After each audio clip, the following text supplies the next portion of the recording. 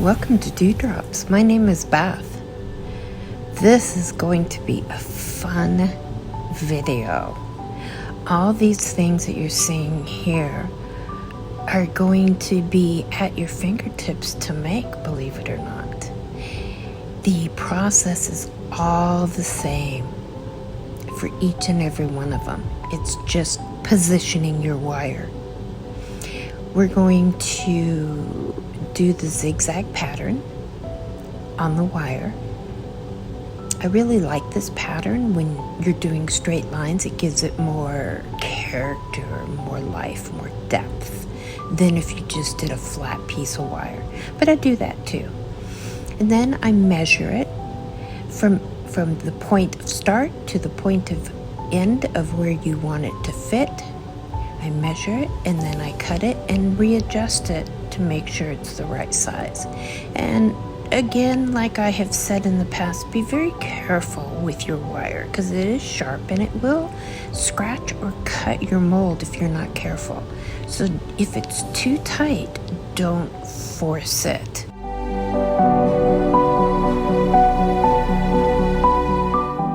And you're gonna see the positioning that I have of the wire. We go angle, straight, and then angle, and then we're gonna do another straight piece. And like I said, I have pre-cut some of this wire. Just made it easier so I can show you what I'm doing, putting it in for the pattern. I do put resin on the pieces before I put them in and secure them in. The resin will come off very easily if there's a need for it.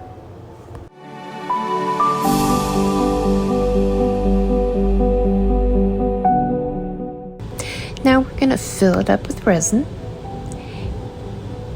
and cure it in. And then after we're done with this, we're going to be making some inserts for this piece.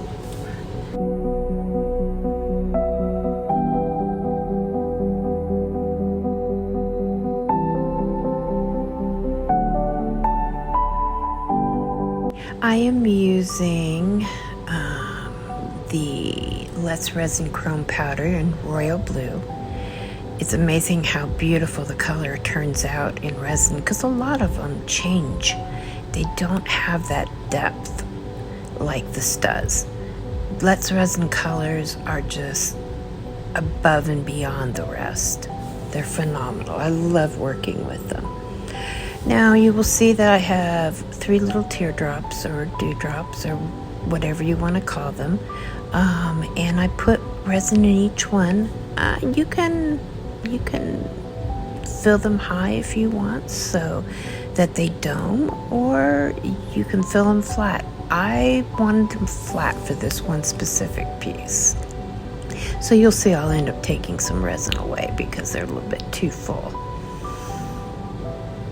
And then we're going to cure it.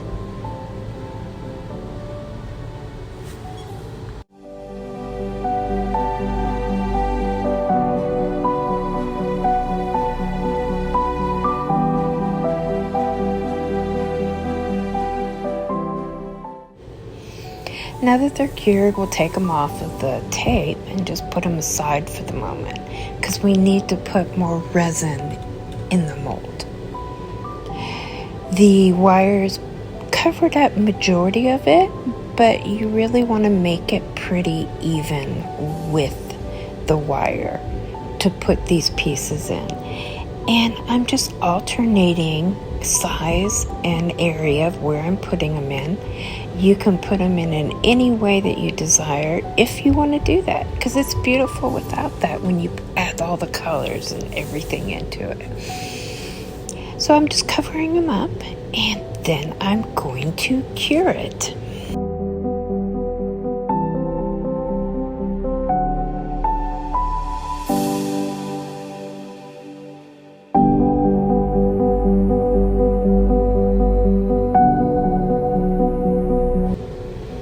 Now we're going to take some gilding paste gilding adhesive to be able to put on this and let it dry.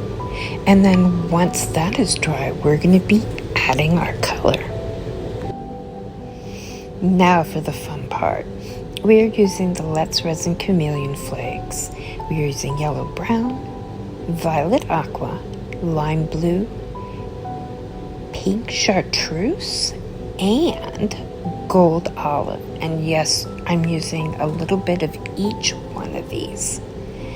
So when you're putting them on, you just spread them out very lightly to the areas that you want highlighted.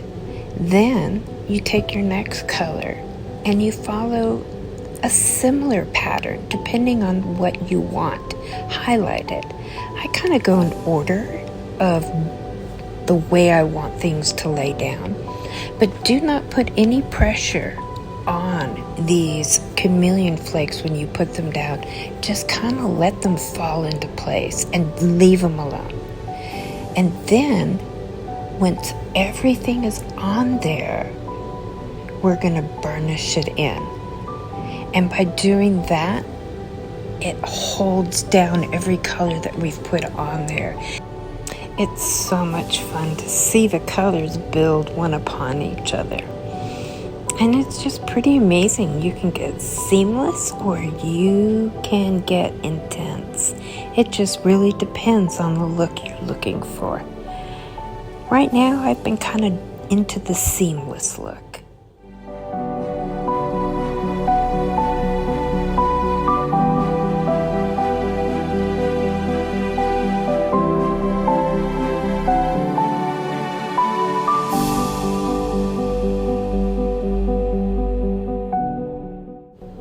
Now you're going to notice that I am tamping it down first, and that is actually a really important step. Doing that places each and every piece of the flakes that are going to be sticking will be pushed up against to the piece that has the gilding adhesive on it. Now we are going to add some resin and that cover the chameleon flakes so that they don't come off or end up being in other parts of your piece that you may not want it. It's important to seal them in. Then once it's sealed in and cured, we will add the black back to this. Now you don't always have to use black. You can use the chrome powders, which work beautifully, or you can use nail polish. Black nail polish works great too, but I prefer this because I like the coverage. You'll notice that I did put a little bit of resin on there, and I did what was called a flash cure. It's about a 15, maybe 20 seconds at the most. You want your resin sticky so that the mica powder will adhere to it. And then you put a layer of resin over that. And I do a pretty good layer on this one.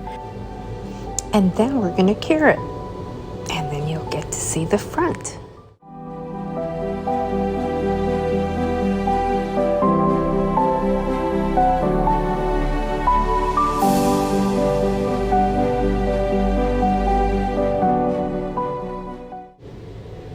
I'm running a light over it just because sometimes it's sticky or it's not cured all the way. And then I place it up on an upside down mold, add my resin, and fill any little pockets or bubbles that may have happened during the process when it was face down. It is so pretty. I love the colors. And I love the contrast of those dewdrops in there. And here's a little secret to share with you. Each one of my pieces tells a story. And this piece tells the story of a rainy day. A day where you're sitting there with a warm drink and the rain's just falling outside. A story. Every one of my pieces has a story. Now back to the flowers. You're putting on some of my favorite flowers. They're Queen Anne's lace. They are little tiny, tiny flowers, but they're so perfect for jewelry because they're pressed so they lay flat, but yet they're really pretty, and you can build them up if you want to make them look like they stand out more. They're just a really great flower to work with, I think, anyway. So as we put this on here, it just kind of comes to life. It's amazing what a little more color on a lot of color will do. And doing this, there is no other piece like this piece right here. Each piece tells its own story, its own individuality. Now we're making the bail.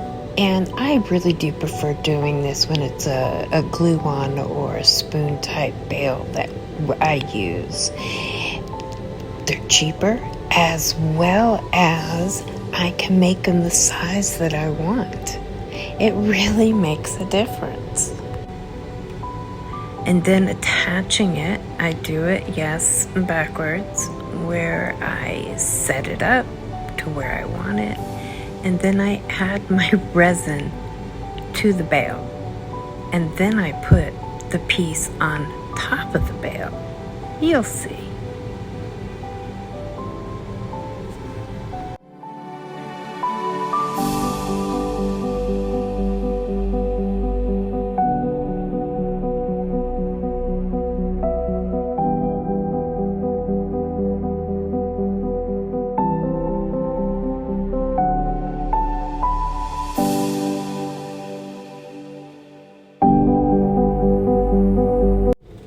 Once you get that on there, you cure it, and then it'll be attached to the piece. It's not going to be real strong until you reinforce the back, but it will be attached. And you can see I'm curing it from underneath too. And that just holds it into place. And then you add resin to the back. You'll notice that the shank of the bail is really long. I did that on purpose so that you guys had a better view of what I was doing, because if I cut it down to the length that it should be, it would be really hard to see.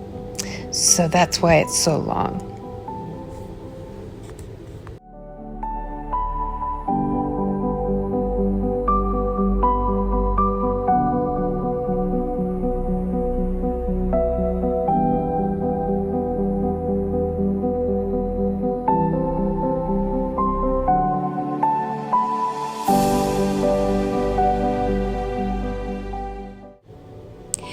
Now that we're finishing up the back, we are able to finish up with the front of this beautiful piece.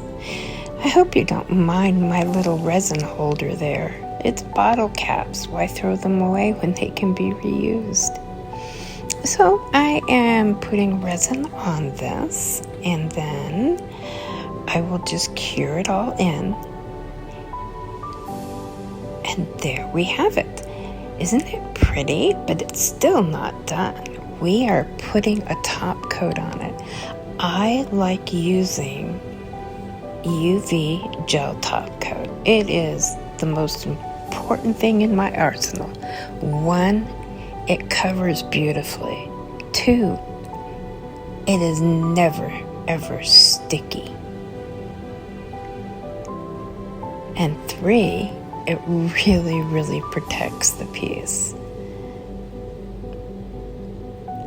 Look how the colors just pop as it's being put on there. The rocking back and forth is when you put a lot of resin on something and you don't want it to spill over the sides. You balance it that way. Now you know my secrets and how easy these pieces really are to make. I hope you've enjoyed this video, and know that inspiration is only a story away. See you soon.